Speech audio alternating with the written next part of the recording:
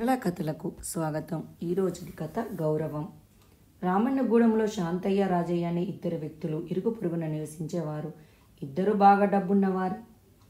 ఆ ఊర్లోని ప్రజలు శాంతయ్యను బాగా గౌరవించేవారు.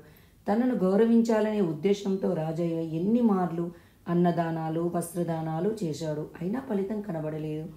ఓ రోజు ప్రొద్దున్నే శివాలయంకు వెళ్ళిన రాజయ్యకు శాంతయ్య అగుపించాడు. కాసేపు మాట్లాడుకున్న తర్వాత ఇద్దరు ఇంటివైపు నడవసాగారు. దారిలో రాజయ్య, శాంతయ్య గారు, మన ఊరి ప్రజలు నన్ను కాకుండా మిమ్మల్ని ఎక్కువగా గౌరవిస్తున్నారు. ఇందులో ఉన్న రహస్యం ఏమిటో నాకు అర్థం కావడం లేదు అన్నాడు. అందుకు శాంతయ్య చిరునవ్వు నవ్వి, మీ ప్రశ్నకు సమాధానం దారిలోనే దొరుకుతుంది, పదండి అన్నాడు. అలా వారు కాస్త దూరం వెళ్ళేసరికి ఆ గ్రామ పురోహితుడు కృష్ణశాస్త్రి ఎదురయ్యాడు. అతని కన్నా ముందుగానే శాంతయ్య, నమస్కారం కృష్ణశాస్త్రి గారు, పొద్దున్నే ఎక్కడికో బయలుదేరినట్లున్నారు అంటూ పలకరించాడు. అందుకు కృష్ణశాస్త్రి చిరునవ్వు నవ్వుతూ ప్రతి నమస్కారం చేసి, పక్క ఊర్లో కాస్తంత పనుందండి, వెళ్ళొద్దామని బయలుదేరాను అంటూ వెళ్ళిపోయాడు. మరికొంత దూరం వెళ్ళగానే చర్మకారుడైన నాగయ్య ఎదురయ్యాడు. నాగయ్య, క్షేమమేనా అంటూ పలకరించాడు శాంతయ్య.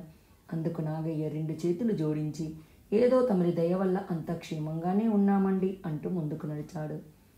అప్పుడు శాంతయ్య, చూశారా, ఎదుటివారిని మనం గౌరవించినప్పుడు ఎదుటివారు తిరిగి మనల్ని గౌరవిస్తారు అన్నాడు. రాజయ్య ఆ రోజు నుంచి అందరినీ గౌరవించడం ప్రారంభించి తాను గౌరవాన్ని అందుకున్నాడు.